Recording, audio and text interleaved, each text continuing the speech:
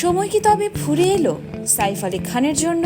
বছরের শুরুতেই দুষ্কৃতিকারীর হামলা আর এবার উত্তরাধিকার সূত্রে পাওয়া বিশাল সম্পত্তি খোয়ানোর মুখে বলিউডের এই নবাব ভারতের শত্রু সম্পত্তি আইনে এবার হারাতে বসেছেন প্রায় 15,000 কোটি রুপির সম্পদ।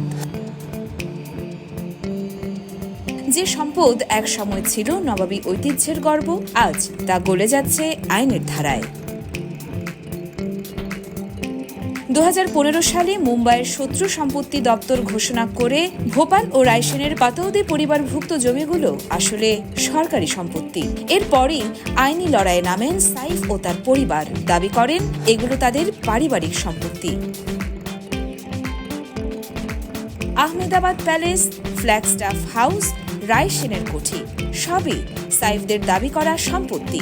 2015 সালে আদালত স্থগিতাদেশ দিলেও সাম্প্রতিক হাইকোর্ট সেই রায় তুলে নেয় এবং এরপরই দেশের সর্বোচ্চ আদালত খারিজ করে দেয় সাইফের আবেদন। ফলে শেষ হয়ে যাচ্ছে সাইফ আলী খানের উত্তরাধিকার সূত্রে পাওয়া 15,000 কোটি টাকার রাজত্ব। বলে রাখা ভালো, ভোপালের শেষ নবাব শেখ হামিদুল্লাহ খান ছিলেন সাইফের দাদার শ্বশুর। তার বড় মেয়ে আবিদা চলে যান পাকিস্তানে, আর এই পাকিস্তান যোগসূত্রই হয়ে দাঁড়ায় পাতৌদি পরিবারের কাল।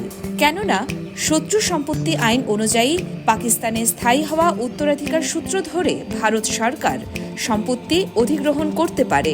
সেই আইনেই এবার সবকিছু হারাতে বসেছেন বলিউডের রাবণ সাইফ আলী খান। একদিকে নবাবী ঐতিহ্য, অন্যদিকে রাষ্ট্রীয় আইন। এই যুদ্ধে শেষ হাসি কে হাসবে?